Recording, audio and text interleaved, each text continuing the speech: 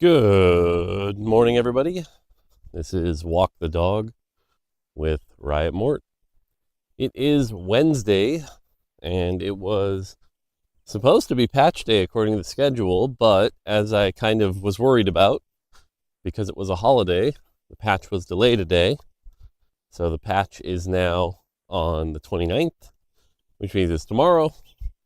So a little frustrating, kind of like we know the pattern, we know it's a holiday that happens, but the schedule is wrong, which is frustrating because had I known that, I would have been able to do an A patch yesterday for like the one thing I feel like is off, and wasn't able to do that. So now, so here's one of those like really, really tough situations where it's like, okay, I looked at the data. I spent all day looking into the data. Yes, not all day. I spent some time yesterday looking at the data and certainly comparing it to when we first prepared the patch, where, to give you an idea, Morgana was the 10th best one cost 3-star, and we almost buffed her.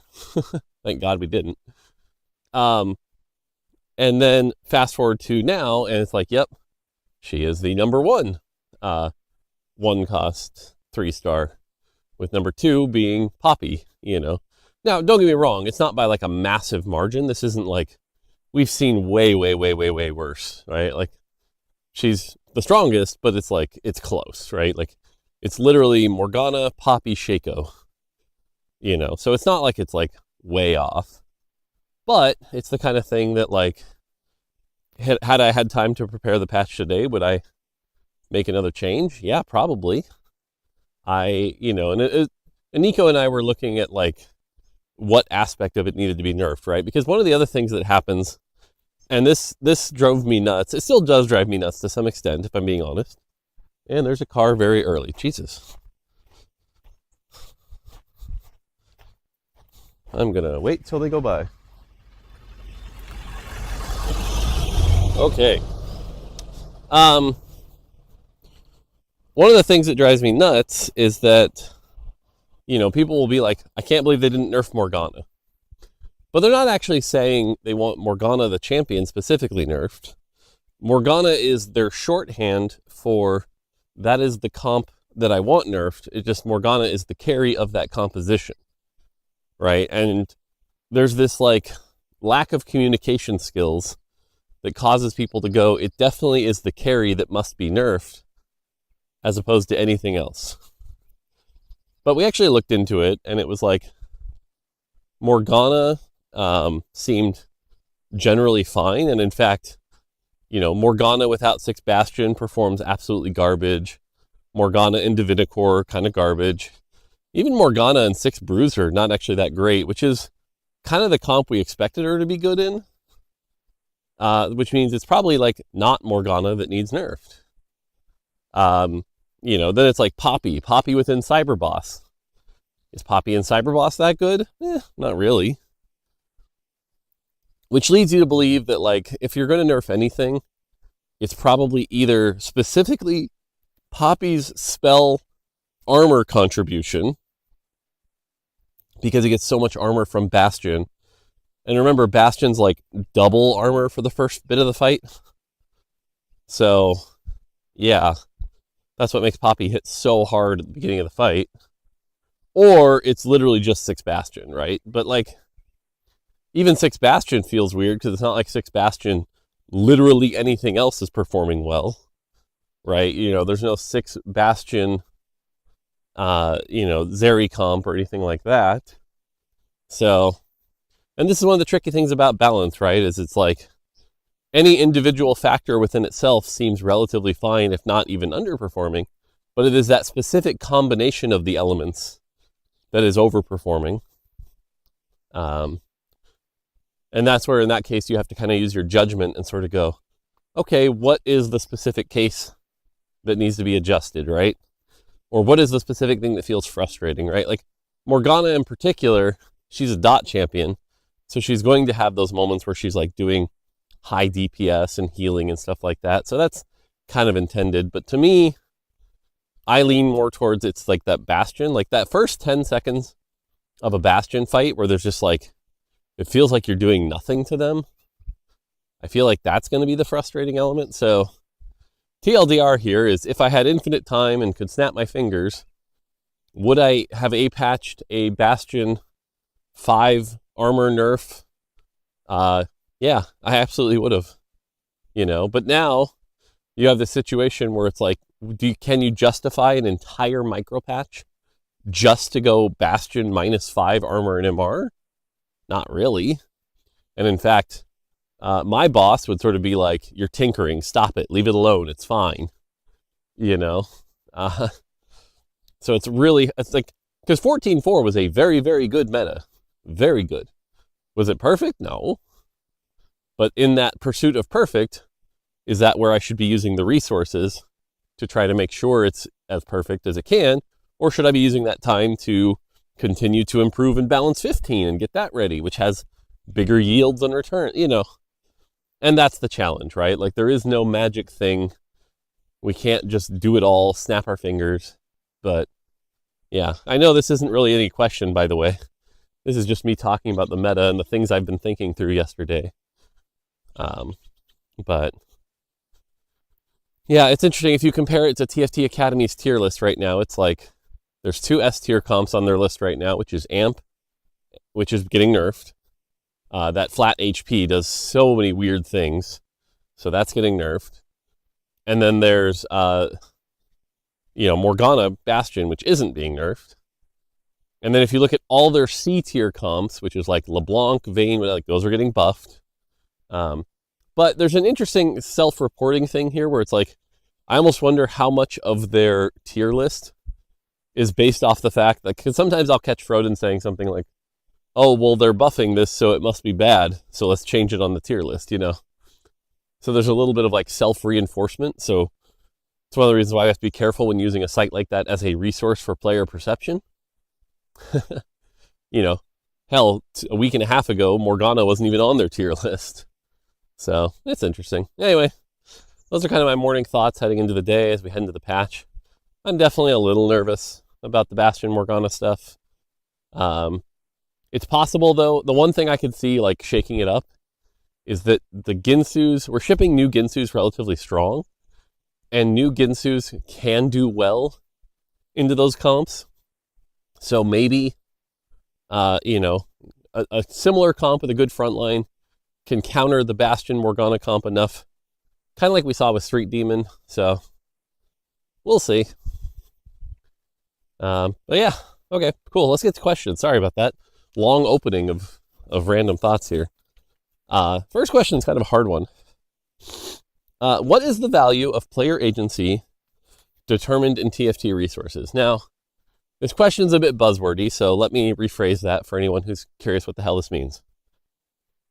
Typically, we have values associated with any of our given rewards. So an example here would be like, if I'm going to give you a component, or I'm going to give you gold, how much gold is that component worth? And over the years, we've approximated it to roughly 8 gold, okay? A component is worth 8 gold. Now, you might be going, well, that's weird. Is that really true? And the answer with everything in TFT is, it depends. On 2-1, would you rather have a component or 8 gold? 8 gold, easy. On 5-1, would you rather have a component or 8 gold? Component, easy. Not even close. The value of gold is extremely high early and falls off late, right? So, morning. So when we use these approximations, they are approximate given any point in the fight. But they need to be taken into account when you're getting the thing, right? So if you're designing a 4-2 augment and comparing it to that, you can't do that. So, but let's go back and say, let's go back and say a component is 8 gold. Okay. Now, that's a random component, right? What about a component anvil? Is that more or less than a random component? Well, obviously it has to be more, right? Like, and the way we judge this is basically what you have to do is think about it in terms of the best, average, and worst cases. And what do we think that means? And there's no like mathematical proof. There's no perfect science here. But let's say I hand you a random component.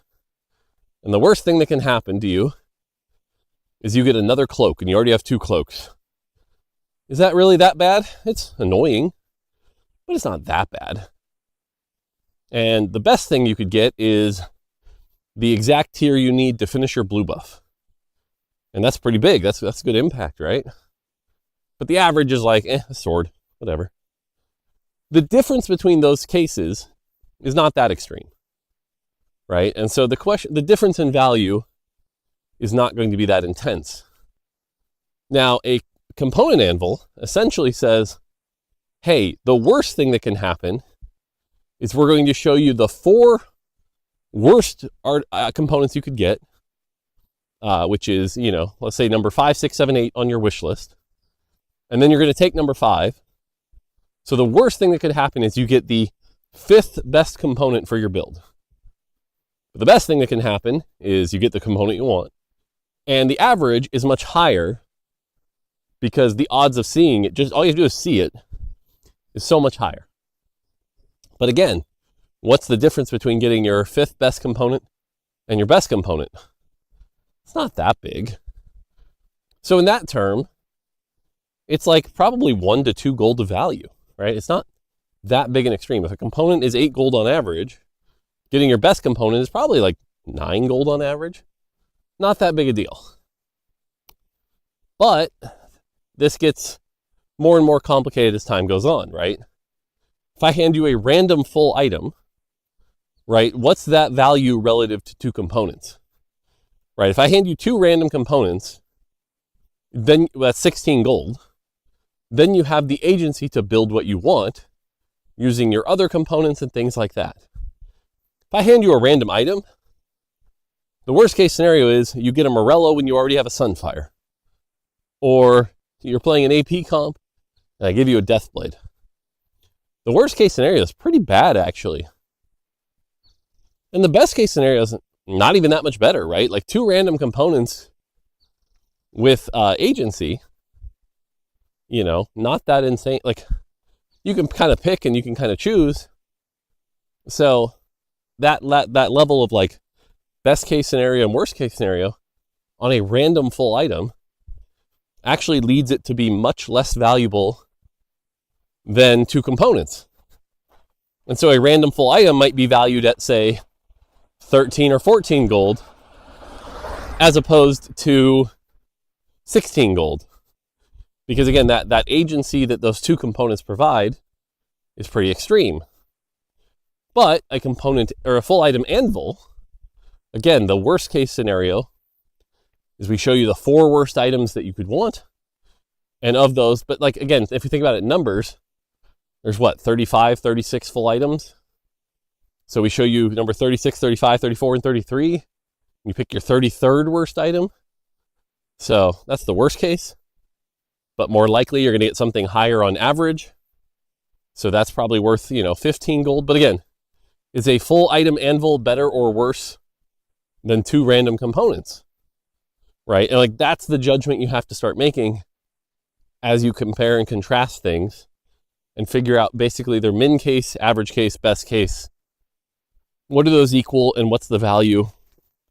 And all of this is relative to some anchored term, which is, a random component.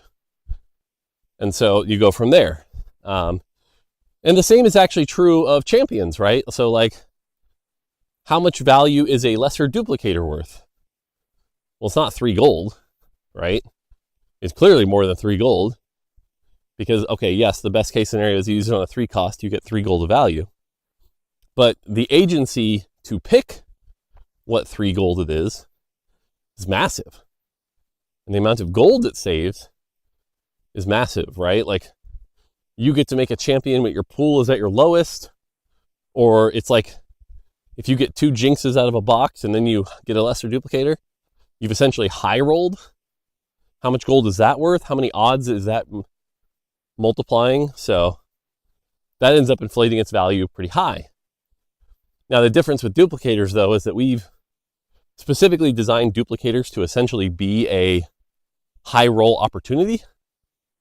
You know, we design them as like, this is something you're supposed to be like, yes, I high rolled. Whereas components, that's not true. Components are just a resource that you're given, that you work with, and it is what it is. So, and again, all of this can rely to any output in our game, right? Like getting to choose an augment, what that augment provides you, how much agency is in it. But all of it goes back to analyzing the different output cases and their relative expected value to anything else. So again, to wrap this question up, I don't have like a purely mathematical, like player agency is worth 20%. That's not quite how it works. It is case dependent, but it is something you have to think about. And probably where this is the hardest is in cash out tables.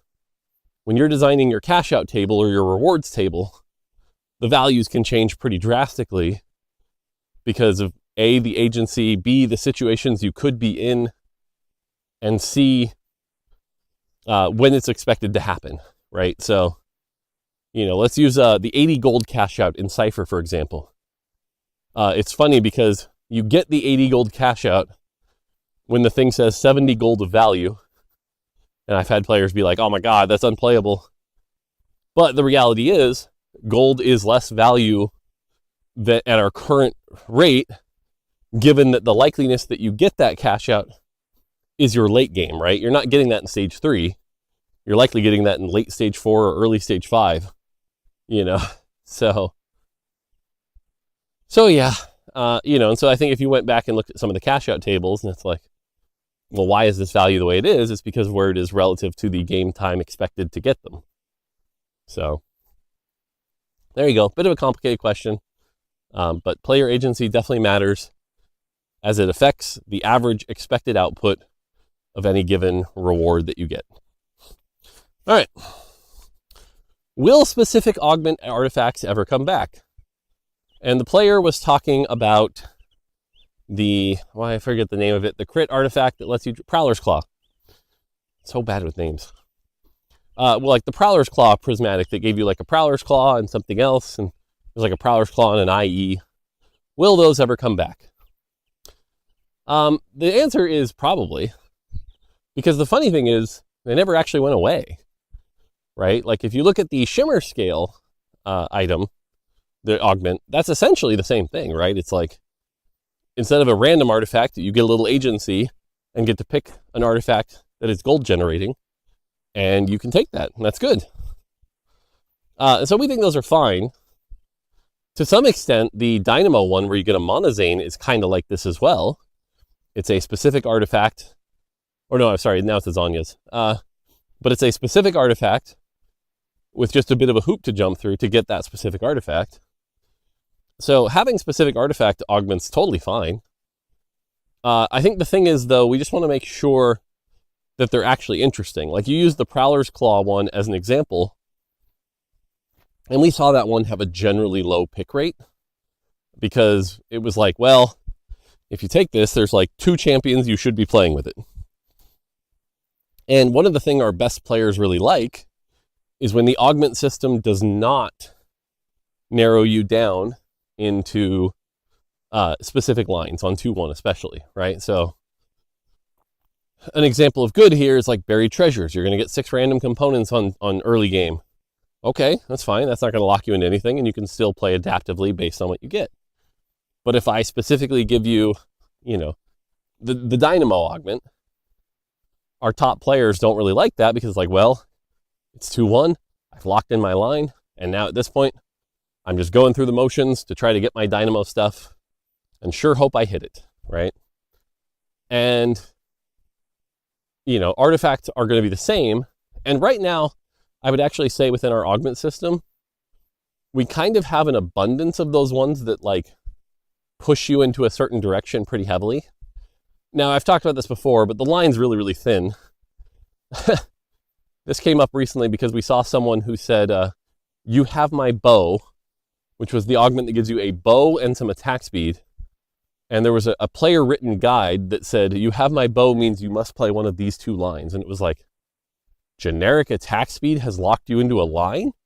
But, you know, at the highest level, there are players that believe that is the level of impact a small decision can make. And so the more impactful that decision is, the more players may lock themselves into that perception that that is the way they have to go. And so, like, let's take the artifacts for now. Like, let's look at the new one, like Static Shiv, right? If we were going to make a new Static Shiv augment, and let's just say it's a 2-1 prismatic, or even a 3-2 prismatic, and it says, gain a Static Shiv, and your team gains 20% attack speed, and anyone wearing a Static Shiv gains 10% more. Pretty solid augment, right? Like, that augment, if we were put that into the set right now, would basically say you need to play Twisted Fate, or maybe one other champion, right? Like, again, really locks you in. Do I believe that augment would have a very high pick rate? Probably not. Now, do I think that augment could be very fun? Yeah, I do, actually. And that's why, like, your original question is, like, would we ever make more of them? I think so. I think trying to make every augment this perfect thing that has a very high pick rate is probably a fool's errand. And it's okay to have some augments that are a bit more narrow, a bit more niche. But those are the ones that some players fall in love with, right? Like, there's a player out there right now who is very, very sad Category 5 and Shock Treatment are going away, because that was their favorite augment, you know, and they loved that play style. Someone out there feels that way. And so I don't look at those augments and go, those are bad augments because their pick rate was low. I go, those were fine augments that had their time. Players enjoyed them. But we got to keep the augment system fresh. We got to add new things. So, and in that spirit of adding new things, if we wanted to add this fake Static Shiv augment I just made up, okay, cool. Someone's probably going to like that. So, yeah, I think so. We just have to be careful, obviously, the balance, right? You know, would I give you an augment that gave you Horizon Focus and Silvermere Dawn? Probably not. Probably not, you know. So, there you go. TLDR here is, yes, I would add them again. They haven't really gone away. And if we had the right spot for them, yeah, you bet you. All right. Next one is a harder one. They had a question about the number of melee carries. Now, this came up because set 14 had very little melee carries, right? There's Shaco, Rengar, Zed, and then you hit the 5-cost space. But the 5 costs are pretty unreliable, so you can't really force them. And this leads to things like Sterix and Titans being less desirable because there's less options to play, and there's so many more ranged champions. And then the person asked, well, it's like, I've just played set 10, which had more melee champions. And how do you make the decision around how many melee champions there are? Things like that. So this is a complicated question. This is one of those very large problems in TFT. So first off, if you look at melee champions versus ranged champions are more intuitive and easier to play, right? You put your tanks in the front, you put your ranged champions at the back. Any new player can pretty much understand this, no problem. Good to go. Easy. And so the more ranged lines available, the odds are that newer players are going to pick an intuitive carry and be able to play that. Now, here's the problem. Or actually, there's a lot of problems, but here's some of the problems. The first is that we're a League of Legends game, which means we have League of Legends champions. You know what there are a lot of in League of Legends? Melee champions. If you go list out all the different champions, there are a lot of melee champions. There actually aren't that many ADCs in the grand scheme of League of Legends champions. There's plenty of casters, whether it be support or mid lane. But between jungle, top lane, there are a lot of melee champions. So if we were like, we don't want to use many melee champions, we are cutting out large portions of the roster, which is not good, right? So a lot of people really like those champions. Melee champions are generally pretty fun and pretty resonant with our players. Things like Yasuo, Yone, Riven. So that's not great. The next problem is, as I said, with intuitiveness, how do you position melee champions relative to tanks? If you're playing something like, what's a good example here? Let's just say Divinicorp Zed, and you've got your tank, which is Gragas in the front line, and then you've got Zed. One of the challenges is that you put Zed on the front line because he's a melee champion, or even in the second row, but then he moves first sometimes, and your Zed takes aggro before your tank. And you're like, that's frustrating. I don't want my Zed to take aggro. I want him to live and fight. I want my tank to tank.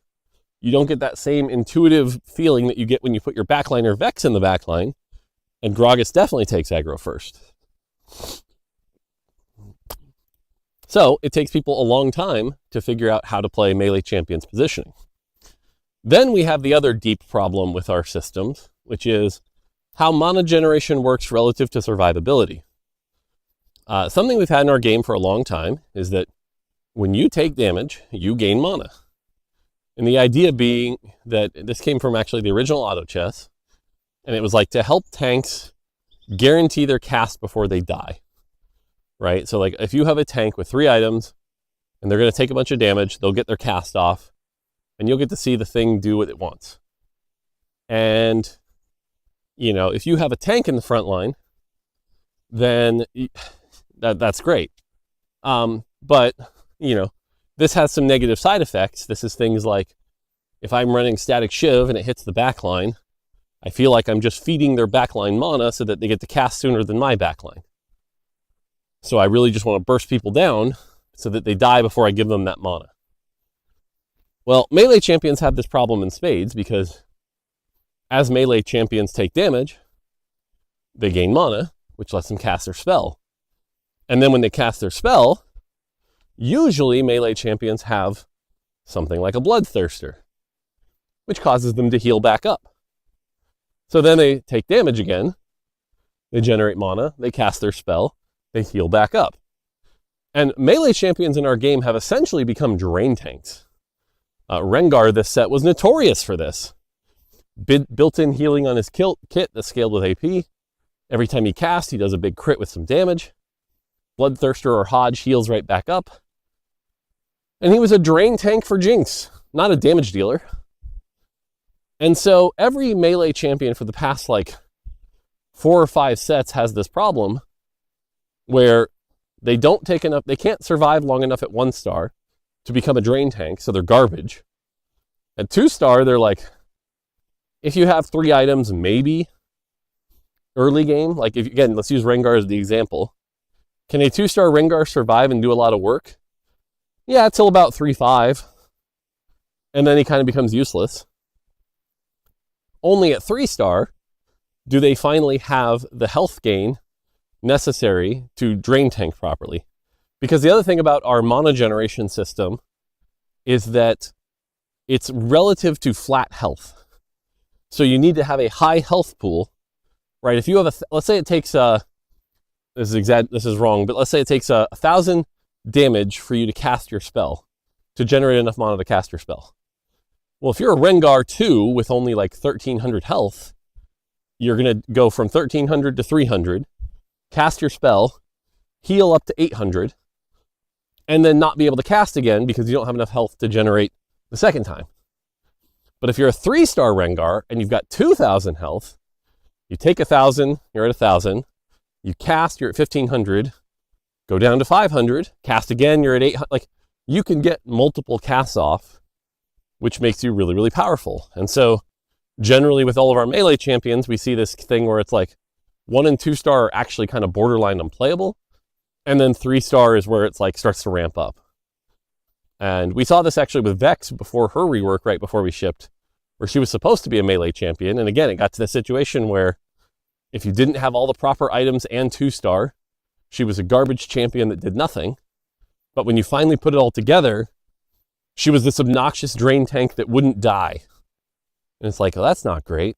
So all of this is to say that with set 14, we took a stab of, let's just try a set with a little less drain tanks, please. But this is a long-term problem that needs to be solved. And spoiler for the few of you that actually watch this thing, we're working on this. Very, very, like, you're not going to have to wait that long for a solution to this problem. But this is why we've been sort of coy with melee drain tank champions, because that's kind of the flaw with that system, with how our mana generation works and how they respond to that stuff. So yeah. The other aspect of this that's, I'm running out of time, so I can't go into this too deeply, but basically it's like, when you look at a composition, if you have too many melee champions in your line, so let's say you're building out a trait and you want to build out duelists, and all 8 duelists are melee, trying to place your board is obnoxious, right? It's like, I only have 7 spots in the front row, so I just have an awkward person who hopes he can wrap around. That's annoying. So you probably don't want to have a trait with like a ton of melee in it. So generally when we're designing our sets, you have to make sure all your origins and classes only have so many melee. It's another reason why we don't like 8 bruiser, for example. All the bruisers are melee, so when you're playing 8 bruiser, what do? You know? So that's another aspect. But yeah, TLDR here. Melee champions, some work to do. But we understand that players find them fun. There's a lot of League of Legends champions that are melee, so we need to get them to work. We're working on it. You won't have to wait long. So there you go. Okay. I didn't get to the 4th question today. That's my bad. 3 questions today. But at least they were good, meaty ones. Hopefully these are meaty topics. If you're listening to these and you're enjoying these topics, you're a nerd. And I mean that as a compliment. You're a nerd, and I would hang out with you. I would drink a soda with you and nerd out about this stuff. This is the stuff that makes game design and games so fun to me. I love this stuff. So, okay, I'm going to wrap this up.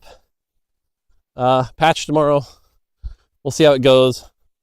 Nervous about Morgana Bastions. We'll see. So, all right, got to wrap this up. Have a good day. Take it easy, guys. I'm going to get to work. Take it easy.